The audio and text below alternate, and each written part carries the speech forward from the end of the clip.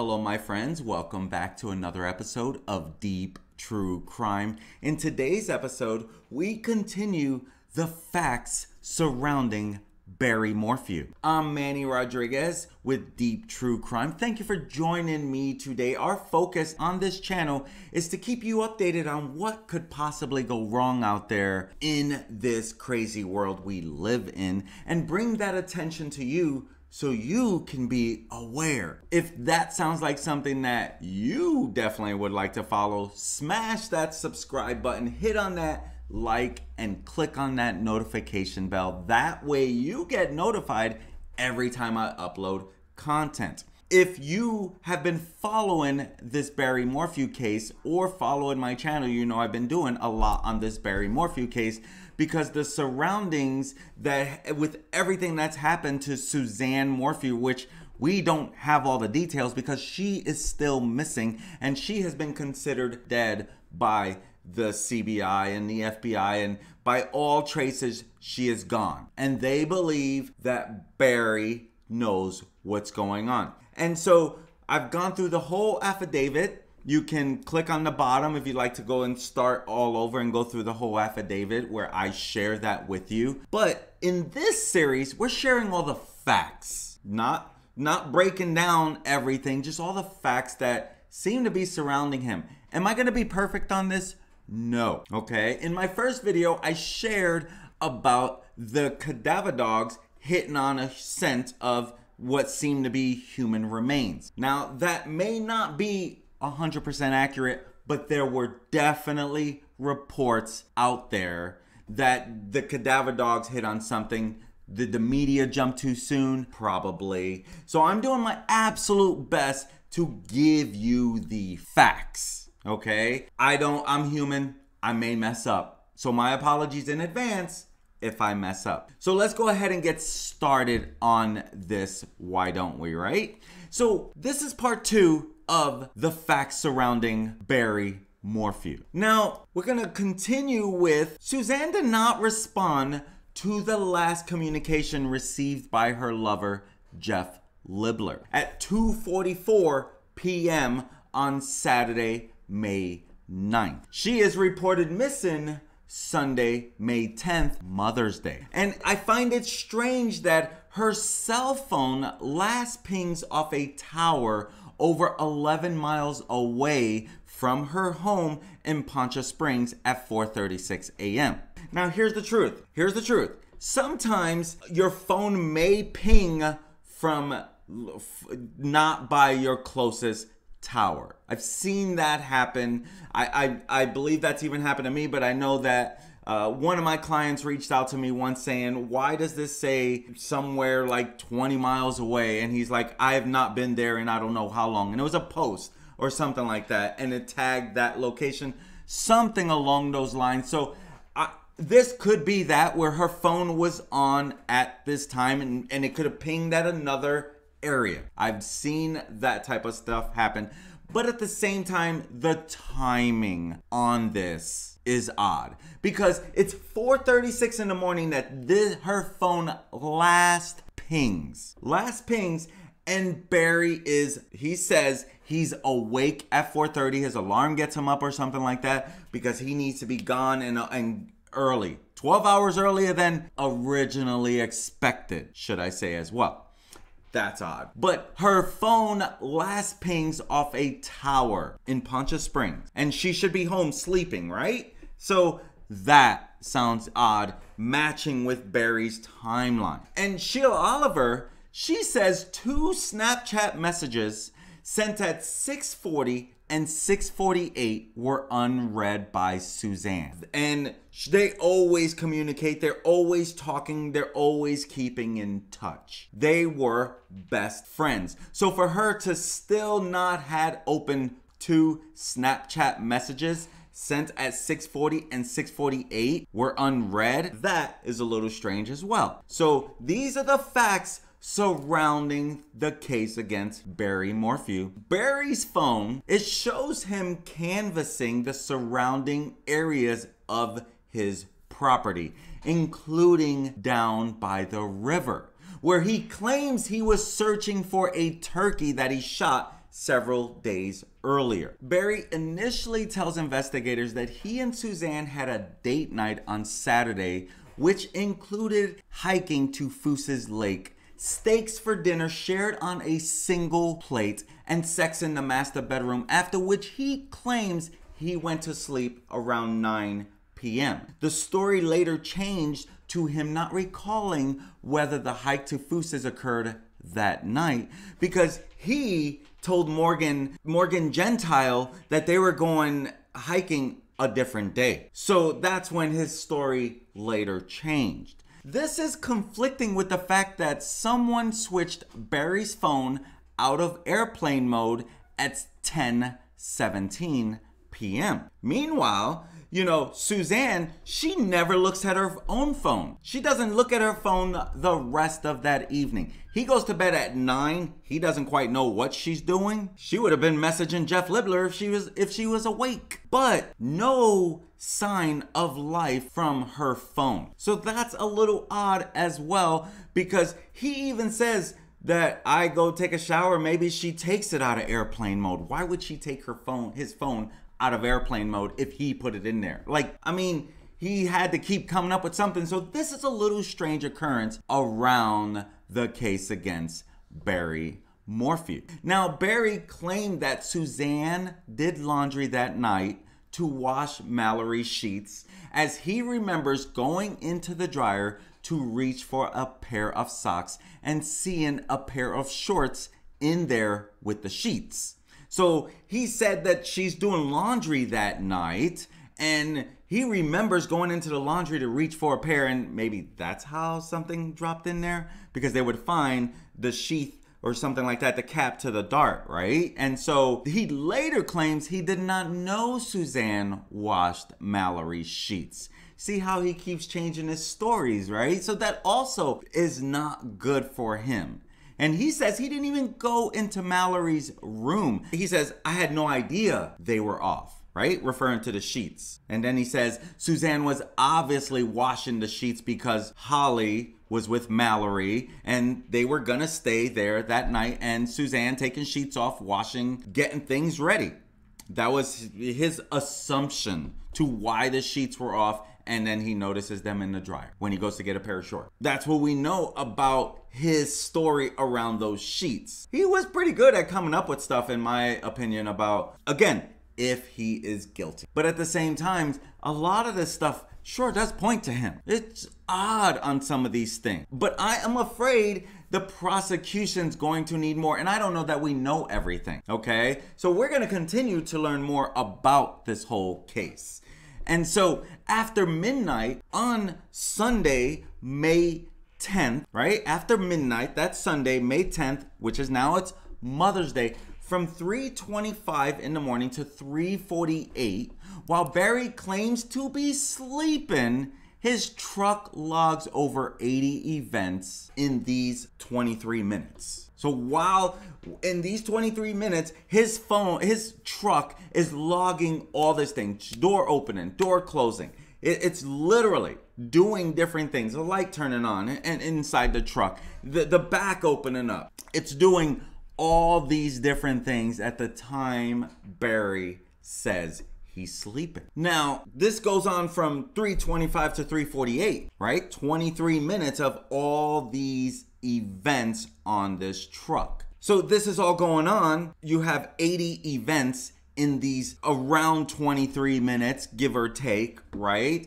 And so Barry's phone display comes on and the phone is unlocked shortly after these telematic events. Shortly after all this stuff happens on his truck, right around 3:56. It's unlocked, like he's using the phone. So he has to unlock it to use the phone, right? Your thumbprint or a passcode, but he had to do something to use his phone, and it's right after he's done messing with his truck. Right before 4 a.m. in the morning. Literally, shortly after he's done doing whatever he's doing in his truck. On May 5th, May 10th, May 11th, and May 12th, his phone is associated with a second device. And it's an iPhone 9 compared to his usual iPhone 5. This device is never found at all. He doesn't have any answers. He doesn't know why it happens. It might have been a mistake. Again, he's got to say something, right? And so what's going on with that second device? What's going on with that second phone, if it's a phone or some way of communicating through there? But there is a second device associated with Barry. Again, just some weird facts surrounding the case against Barry Morphew. He alleges that Suzanne has a drug and alcohol addiction, yet he is not consistent with his statements on when she drank that week. He says she was drunk every night after the girls left, but then he later claims she was chemical free that Saturday, only to again later say she had drunk eyes in the last proof of life that was taken that Saturday, May 9th, on that picture she sent to Jeff Libler, which again, he came home early that day. The data from his truck shows him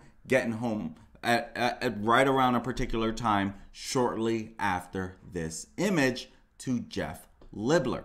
When he later looks at it, he says, yep, she looks like she's drunk there too. But he did also say she was chemical free on that Saturday. Contradicting himself again. See, this is where these are some weird facts surrounding him. And when asked about these Facebook requests that was sent from Susan's account on Facebook, he denies having sent them. He has nothing to do with those. But throughout questioning about Suzanne's lover, he specifically asked if her lover is, Bobby Huff as one of the names, because he specifically names Bobby Huff.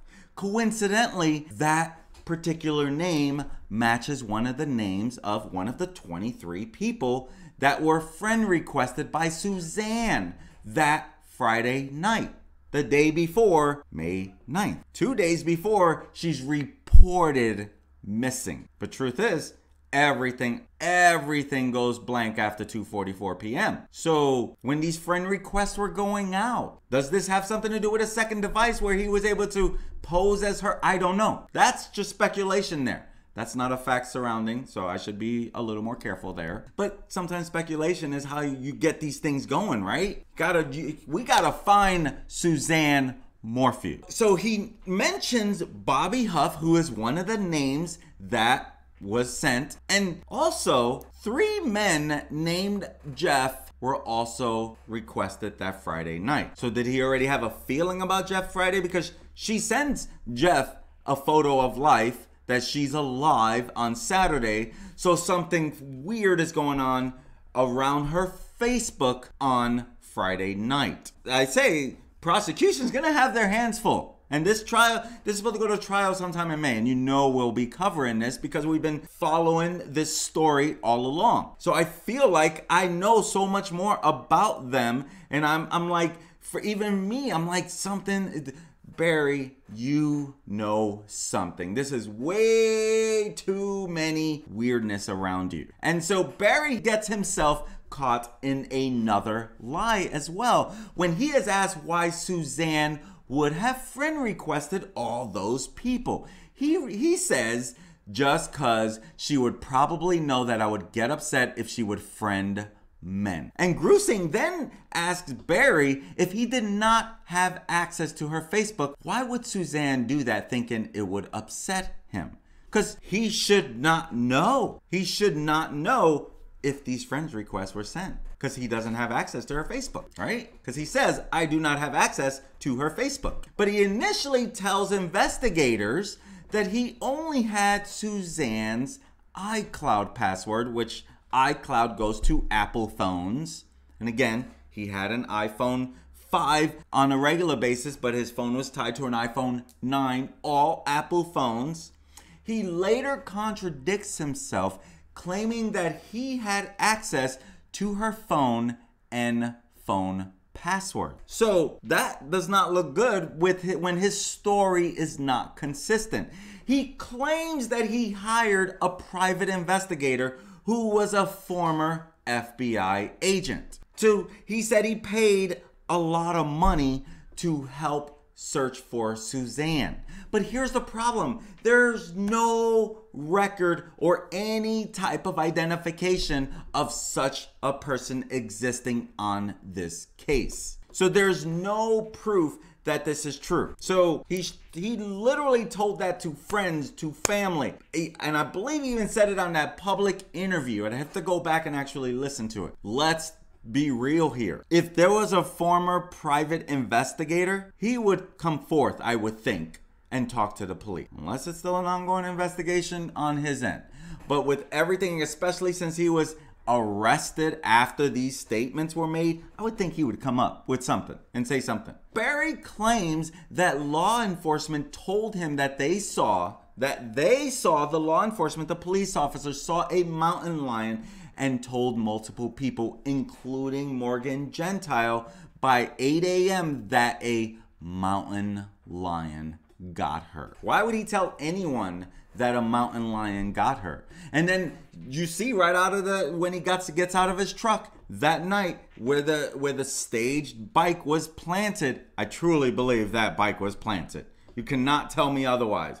Of course, I'm not there, and obviously it's still allegedly planted, but there's no doubt in my mind that that thing was planted. That's one of the first things he says. Did a mountain lion get her? Was it a mountain lion? Something along those lines. Barry, of course, calls Marcy, his sister, and he even tells her, like, he kind of thinks it was a mountain lion, and then she turns around and calls friends and emails friends of Barry's and the church in Indiana saying a mountain lion got her. So, I mean, correct me if I'm wrong, but that's a little odd because right out of the gate, he was saying a mountain lion got her. I find it interesting too, law enforcement, they wouldn't share with Barry the personal item that was found at that time. And Barry insisted that it was Suzanne's phone. What does he decide to do? He continues to text Suzanne until what, October of that year? And it was his way of staying close to her.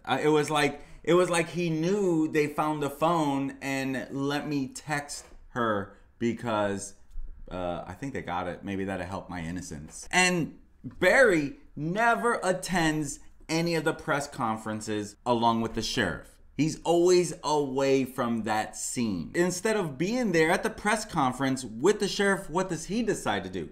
He goes and records his own video. Oh, Suzanne, if anyone is out there that can hear this, that has you, please, we'll do whatever it takes to bring you back. We love you, we miss you, your girls need you. No questions asked. However much they want, I will do whatever it takes to get you back. Honey, I love you. I want you back so bad. And he does this on his own. He even offers a reward on his own. He's pleading with whoever has her, and he's saying he's going to put a lot of money out there as ransom. And he puts this on Facebook, but he posted it on social media instead of letting the media run with it. And of course, Facebook does help you get your reach, but the more the better, right? Get this out as much as possible. And the thing is that he did this without police saying, yeah, let's do this. That sounds like a good plan. And he never, ever, and to this date, no ransom has ever been asked for at all. He's willing to put up ransom money. Like, hey, if you got my wife, I'm happy to pay to get her back. But nothing has ever been asked for by anyone. He alleges to everyone in the media, basically, that he was never asked to take a lie detector test. He literally says, I was never asked that. But he was asked to take one the very first week. He said, no, I don't trust those things. And he was again asked like months later, 6 or more months later. And you remember it through the affidavit, like it's like if you take it, and he says he'll pray on it. He says no, and he'll pray on it. And I guess he never found it in his heart to do this lie detector test. Another thing that surrounds Barry is he claimed to multiple people that his name was already cleared of this case. And yet, truth is, he still, to this day, March 24th, 2022, still has not been cleared of the case. And he's going to trial here in May. A couple more months. And even saying that he was cleared, what would happen after that? He was charged with first-degree murder of Suzanne Morphew and disposing of a body and having an illegal weapon and other charges. And they have this GoFundMe page, right? They have a GoFundMe page. They collect over 30,000. It might even been over 50,000. And the only thing he can account for is $4,000 to George Davis. $4,000 to George Davis for his help. Now, was some of that money for this private investigator? Well, there's no record of that. He didn't say anything of that. That would have been, that would have been good to go towards that. Like, hey, do everything you can to find my wife, right? We'll deal with all the other stuff later. But get her back here, number one, so that I know my children's mother is not dead. So I just don't understand that. And, of course, when asked about the rest of the money, he says, I don't recall. You remember that I don't recall that he says like over 100 times in this interview? On June 24th of 2020, he makes a $20,000 deposit into a bank account at Collegiate Peaks Banks in Salida. This is the rest of the GoFund money? What do you think? Is that possibly where all that money is coming from? Spend $4,000 for George Davis, spend $6,000 on miscellaneous stuff, and then put the rest of the money in this Collegiate Peaks bank account? Because really, the bank is only going to show it's a deposit. If he deposited a $20,000 check, it should say where it's from. So that should be evidence. They do have a lot of this as evidence in his activity to liquidate his assets, right? Sell off his $1.6 million home. And he initiated and sold her Range Rover in July, 2 months after she went missing. Does that not tell you he didn't plan on her coming back? Why would you get rid of her vehicle only 2 months after? You still don't even know about the affair. Allegedly, you don't know about the affair. So that is interesting. And why wouldn't you keep her personal things that were even in her vehicle? Again, odd movements around Barry Morphew. And then he purchases himself a new truck in Indiana. Why did he have to go to Indiana to purchase this truck? Especially since he still had the old one. Why didn't he just make that purchase in Colorado? That's a fact. It's a curious fact, but I don't know that has anything to necessarily hold up in court. But why did he have to do that? Unless there's more to this that we just don't quite know about yet. And then, since her disappearance, as I was mentioning, he liquidated over $2 million in assets that belong to both of them. And then he moves to Poncha Springs for privacy reasons, yet he returns to Puma Path the first day of the search to hang trail cameras while having a shotgun on his shoulder. So he wanted to go for privacy reasons, but then he comes back the very first day of the search and actually grabs attention to himself. I'm gonna put up cameras, and I'm gonna have this shotgun around my shoulder. There's not much privacy there, is there? Because everyone's gonna want to see that. Ask him how long before it would be okay to stop searching for Suzanne. What's he say? Never. But yet, he's already getting rid of all her stuff. He's pretty much given up. That's because he knows where she's at and whether they're gonna find him, whether they're gonna find her. And so, by his own admission, he can't recall when he stopped searching for Suzanne. He says, I don't know, somewhere between 3 to 5 months. How can he not remember when he stopped searching for his wife, the mother of his 2 children? Come on. These things that surround Barry are odd. Let's be real. And then he begins a new friendship with a woman he met at a dumpster in his neighborhood who's working at the neighbor's house, Shoshana Dark. And then he says he met her in October. They meet in October that, you know, you have May and then boom. Then so like what May, June, July, August, September, October he meets her. Did the neighbor say, hey, this is the, and they say it was coincidentally he says it was like coincidentally at the trash. And then she says the neighbor introduced them or something along those lines because he may be looking for a cleaning person.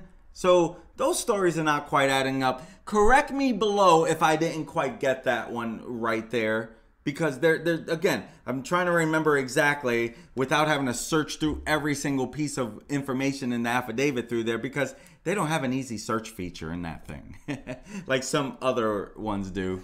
Shoshana Dark, she denies any type of relationship in a romantic way with Barry. She denies it. She says, no, we didn't have that type. He denies it. He says she was just there for me to be someone to talk to. FBI had surveillance where they captured them with secretly installed cameras on the pole nearby. And so, because the locals were saying that Barry has been over at Shoshana's home. And so they put up a surveillance camera. And even Barry himself admits to many nights at Shoshana Dark's home. He says that they're just supporting each other. You know, why does she need to be supported? Despite being seen buying a bouquet of flowers for Valentine's Day, which is proven that he did. There's even photos of her holding it. They continue to deny that there was anything between them.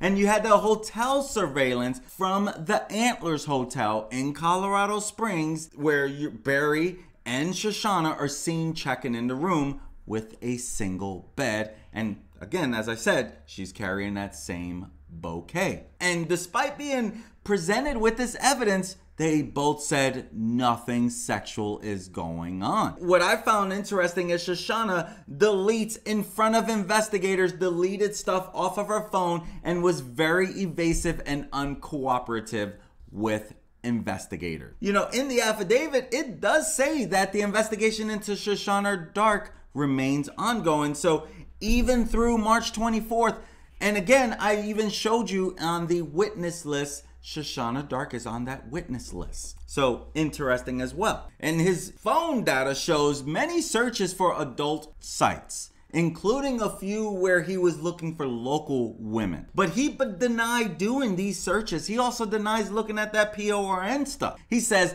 I never went to a PORN site. I'm against watching PORN. Have I looked at a naked woman on one of those sites? I have before. And he says maybe that's how these ads are popping up. In later interviews, he does contradict himself by saying that these dating sites must have been pop-up ads from when he was viewing that PORN stuff. My friends, we're gonna go ahead and stop right there. And I wanna try to keep this a little bit more bite-sized for you so you can have it easier to watch, easier to follow, easier to listen to. But my friends, we're gonna continue more of these facts surrounding the case against Barry Morphew. So make sure you subscribe, click on that subscribe button, that way you get notified when I upload Barry Morphew content. I'm Manny Rodriguez. Thank you so much for joining me today, and I hope you have an amazing, amazing day. Peace.